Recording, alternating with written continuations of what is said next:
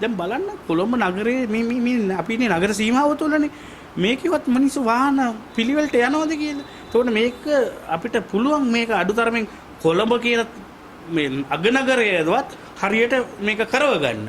නමුත් ප්‍රශ්නේ තියෙන්නේ අපි අද මේ කතා කරන්නේ මේ රටක පාලනය කොතරම් දුරට සාර්ථකද කියන එකට හොඳ නිදසුනක් තමයි මේ පාරේ මිනිස්සු යන්නේ නැහැටි. ඒ රටේ අරාජික තත්ත්වයක් තියෙනවා නම් මේක තමයි ප්‍රතිඵලය.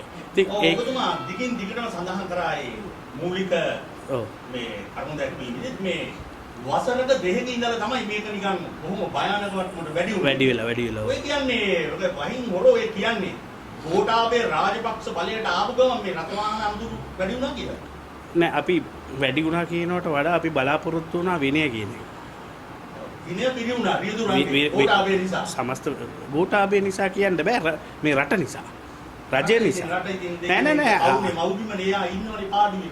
ඉතින් පාලකයෝනේ ඇවිල්ලා ගන්නනේ මවුබිම. හරි ඉතින් ගෝඨාභය කියන වචනේ පාවිච්චි කරන්න ඕනේ නෑ. පාවිච්චි කරන්න රජය කියන එක. රජය කියන එක. පාලකයා. නෑ එයා ප්‍රධාන පාලකයා තමයි රජය. වසර එක දෙකක් ඇතුළත මේ. ඔව් ඉතින් හරිනේ. මේ වැඩි වෙලා තියෙන්නේ වසර එකක් දෙකක් නේ. නෑ ඒක ඔයා සම්බන්ධ කරන්න එපා ගෝඨාභය කියන චරිතෙට. ඔයා සම්බන්ධ කරන්න වසර එකක් දෙකක් කියන එකට. හරිද? වසර නෑ ඒක ඉතින් වාගේ හිතේ තියෙනකොට ඒක ඇතුලේ එහෙම මේක තමයි හේතුව කියලා ඔයා මගෙන් අහන්න පුළුවන්. ඒකත් සාධාරණයි. හැබැයි මේ තේරුම් ගන්න මේ මම කතා කරන්නේ සිංහලෙන් අවුරුද්දක් දෙකක් කියන එක විතරක් හිතර ගන්නකො. හරිද? නැත්තම් මට කියන්න පුළුවන් 5ක් කියලා. 10ක් කියලාත් කියන්න පුළුවන්. හැබැයි ඒක සංසන්දනයේට නුසුදුසුයි. මොකද මේ එන්න වැඩිවීමක් නේ දකින්නේ අපි. නෑ මේ වසර එක දෙක දැන් අවුරුද්ද දෙක කියලා. ඉතින් හරි ඔයාට මම තවත් ඔයාව සතුටු කරන්න උත්තරයක් දෙන්නද? වසර දෙකකට කලින් නෑ නාලිකාවේ ඒක තමයි අවුරුදු දෙකකට ඉස්සෙල්ලා හිටපු රජය මොකද්ද කියන්නේ මට? අවුරුදු දෙකකට ඉස්සෙල්ලා හිටිය රජය මොකද්ද කියන්නේ මට? පෙර ගියාම යහපාලනය කියලා නම් කරලා තිබ්බා. හරි. දැන් මේ ආසන්න නෑ දෙක කියන්නේ කට පෙර තිබ්බේ යහපාලන රජේනේ.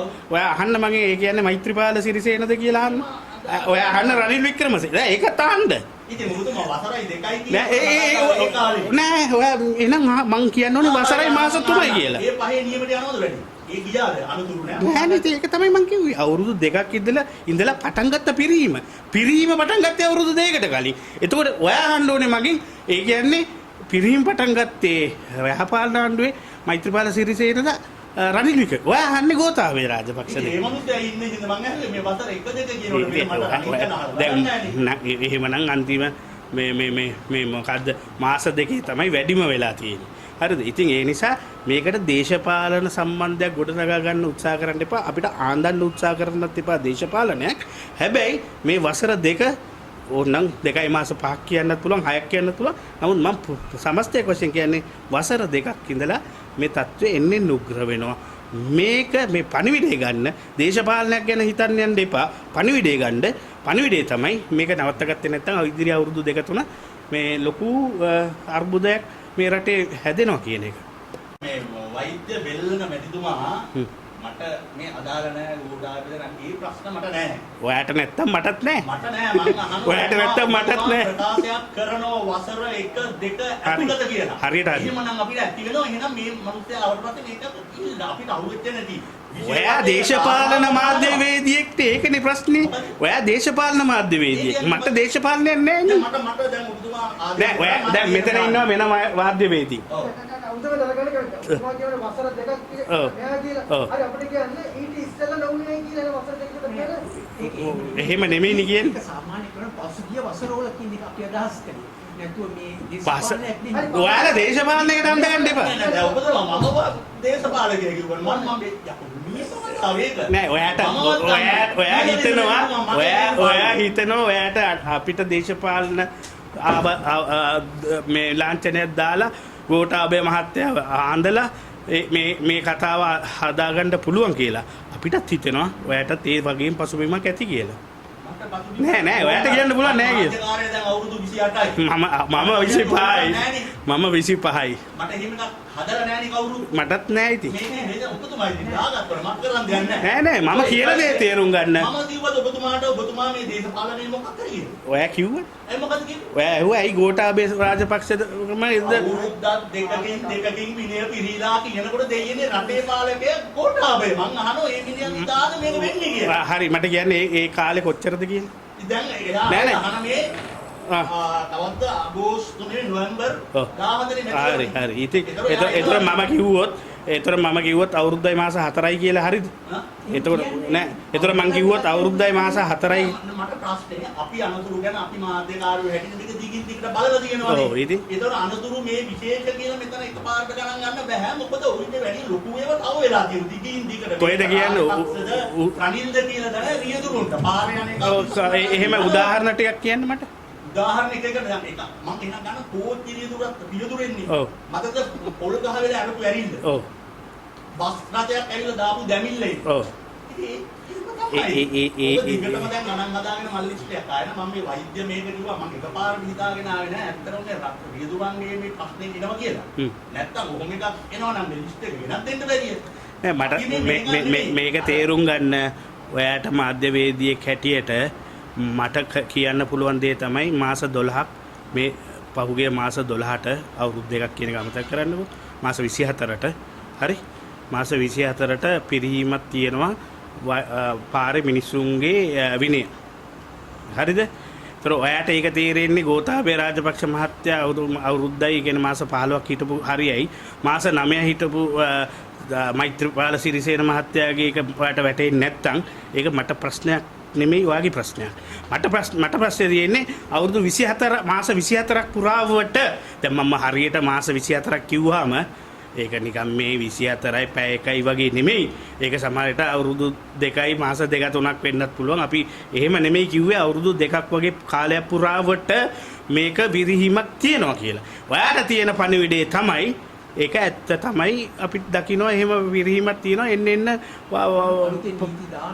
ආලුතෙන් නීති ගෙනාවා ඒවා පිළිපදින්නේ නැහැ කියන පණිවිඩය තමයි ඔයාට එන්න ඕනේ. එහෙම නැතුව ඔයාට තියෙන්නේ මේ නිකන් මේ ගෝඨාභය මහත්තයෙක් අල්ලගෙන මේක අල්ලගන්න එපා. හරිද? ඔයා හිතන්න එපා. එහෙම කියනවා හොඳයි යනදාවට. මේ කතාව ඇතුලේ අන්තර්ගතයෙන් අපි යනවා මේ පැත්තට. අනිත් නෑ යන්න එපා. කරුණාකරලා මාධ්‍යයට මං කියා හිටිනවා නිකන් බොරුවට චූන් වෙන්න එපා කියන වචන අල්ලලා පණිවිඩය ගන්න පණිවිඩය ගන්නකෝ. පණිවිඩය තියෙන්නේ පහුගිය අවුරුදු 2ක් මාස 24ක් පුරාවට වගේ ඉඳන් මේ මාර්ග නීති කඩන ප්‍රමාණය වැඩි වෙලා තියෙනවා.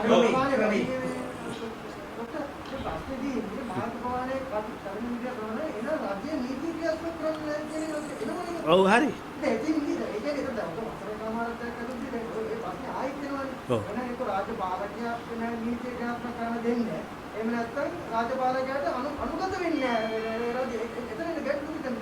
ඉතින් ඒක ඔයා අහන්න ඕනේ කොයි කාලේ ඉඳන්ද කියලානේ මගෙන් අහන්න ඕනේ. දැන් අවුරුදු 2කට පෙර ඉඳන් කියලා කිව්වම ඔයාට මතක් වෙන්නේ ගෝඨාභය රාජපක්ෂනේ. මා පුදුම වැඩන්නේ. මම ඉඳන් කියනවා මේක ආරම්භයේ තියෙන්නේ අවුරුදු 2කට පෙර කියලා. ඔයාට හිතෙනවා මේ ගෝඨාභය රාජපක්ෂ මහත්තයෙක් ගැන. මම එහෙමනම් අහන්න ඕනේ ඔයාට ඒ අමතක වුණාද මේ අවුරුදු 2කට පෙර මේ රටේ හිටියේ මෛත්‍රීපාල සිරිසේන රනිල් වික්‍රමසිංහ කියලා.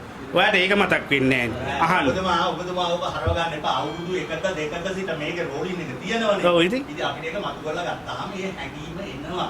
ඒක මම මොනවාද දැන් ඔයාට තියෙන්නේ ඔයාට ඕනේ මොකද්ද දැනගන්න. ඔබතුමා ඉන්ඩිපෙන්ඩන්ට් ජාතිතේ. දැන් හරි. ඔව්. ඒක එතනින් ඉවරයි. ඔව්. පාදින වෛද්‍ය දෙල්ලනවා. හරි. හරි. මට දැන් කියලා දෙන්න මේ කතන්දරේ මෙන්න මෙහෙම එකක් වුණා. දැන් මොකද වෙලා තියෙන්නේ? ඔව්. රූබි මොහමඩ් මගේ තමයි. හරි. කෙනෙක් සම්බන්ධව හිටපු මාධ්‍යවරයෙක් එක්ක ගාවල නඩුවක් යනවා දැන්. මොකද්ද යන්නේ මේ බෙහෙත් වර්ග මොනවද පිළිගා වලට දාන බෙහෙත් වර්ග ගෙනල්ලා ලොකු මුදල් අයදා අනුදිනුවක් වුණාය බාල බෙහෙත්ය මේක බලපානවා සමාජෙට කියලා. ඒ පිළිබඳව ඔබතුමාලා යම්කිසි ඔබතුමාලගේ අර්ථකථනයක් තියෙනවද? ඔබතුමා සංගමේ හැටිනේ මේක යමක් වුණාද හානියක් වුණාද මොකක්ද තත්ත්වය? මට කනගාටුයි කියන්න සහ අහන්න ඔබතුමා මාධ්‍යවේදියෙක්ද කියලා ප්‍රශ්නය අහන්නෙම නඩුවක් තියෙනවා කියලා. දැන් මගෙන් අහන ප්‍රකාශ නඩුවක් තියෙනවා නම් මට ප්‍රකාශ කරන්න පුළුවන්ද? නෑ නෑ අහන්න ඔය ඔබතුමා අහන්නේ නඩුවක් තියෙනවා කියලාමයි. මහතයි. හරිද? එතකොට මගෙන් අහන්නේ මාව ඒ නඩුවට ආඳ ගන්නද? නෑ. නඩුව පැත්තකින් මම අහනවා මේ ඒ බෙහෙත් වලින් තියෙන ජනතාවට තියෙන ප්‍රශ්න ගැන අහන්නේ. ඒ බෙහෙත් තවම තියෙනවද? ඒක වැරද්දක් වෙලා මොකක්ද ඒක අහන්නේ මම. ඉතින් ආණ්ඩුවක් තියෙනවනේ. අලුත් ආණ්ඩුවක් තියෙනවා. ඉතින් ඔයාට මොකටද ඒක ගැන දැන් මගෙන් ආන්නේ? ඔබතුමාගේ අහනවා ඔබතුමා වෛද්‍යවරයෙක්. මම වෛද්‍යවරයෙක් වුණාට මම කියනවා නඩුව ආන්න කියලා. නඩුවක් දාලා නඩුව දඬුවම් දෙන්න. රජයක ඉන්නවා. රජය කොමිටුපත් කරගන්න. මගෙන් ආන්නේ. මම හොයලා බලලා ඒ කාලේ ප්‍රකාශත් කළා තියෙනවා. ඉතින් ඒක ගැන අද නඩුවින්ද මං වැලකී සිටිනවා. මොකටද මං නඩුවක් තියෙන එකට උත්තර දෙන්නේ? ඔව්. දැනට ඔය සෞඛ්‍ය නිෂ්පාදන තියෙනනේ බෙහෙත් ඖෂධ වර්ග. ඔව් ඔව්.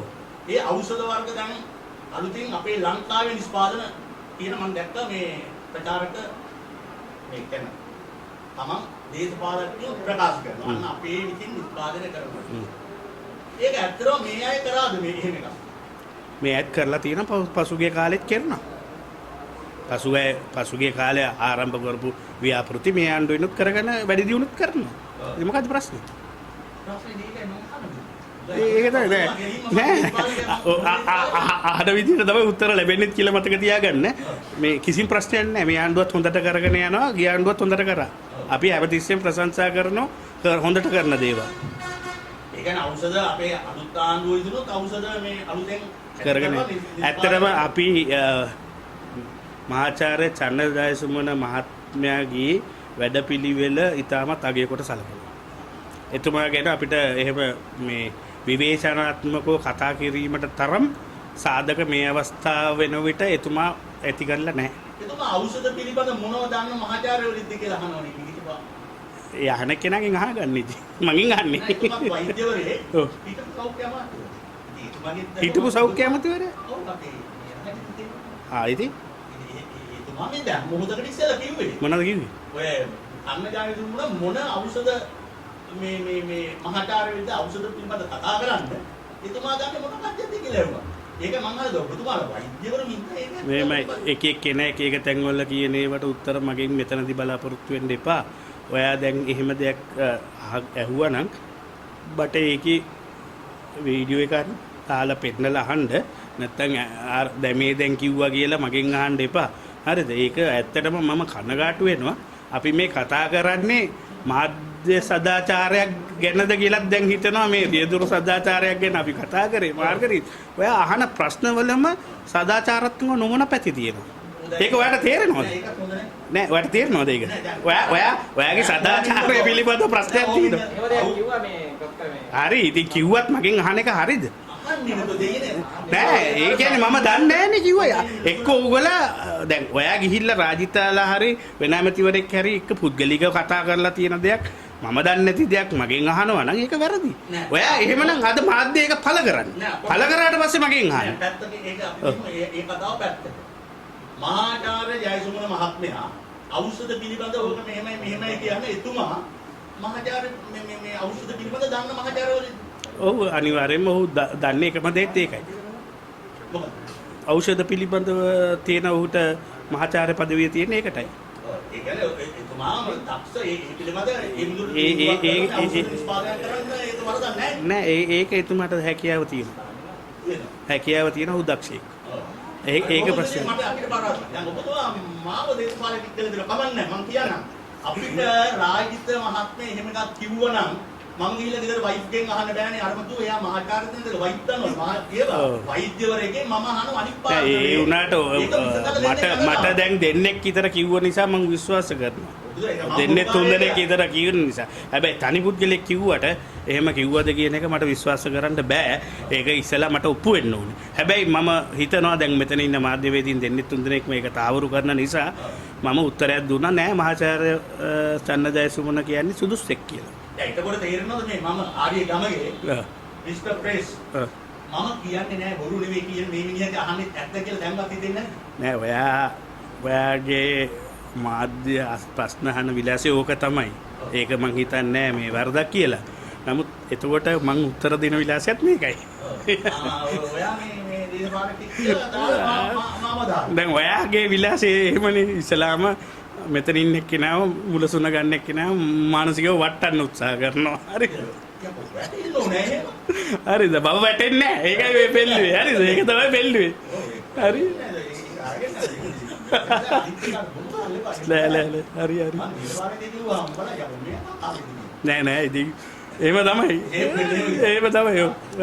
අපි මම අවුරුදු දැන් 20ක් විතර මේ මාධ්‍යත් එක්ක සම්බන්ධයි. ඉස්සෙල්ලා මම රජයේ වෛද්‍ය නිලධාරීන්ගේ සංගමේ මේ මාධ්‍ය ලේකම් 2000 වසර 3යි අතර.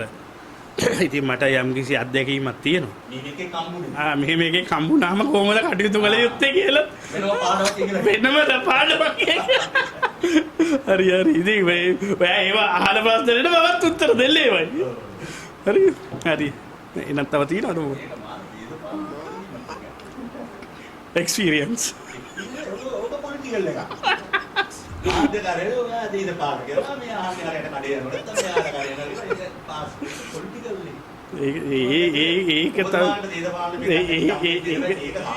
ඒක වෘත්තීය සමිතියේ නායකයෙක්ට තිබිය යුතු ගුණාංගයක්. ඒ කියන්නේ හරි බොහොම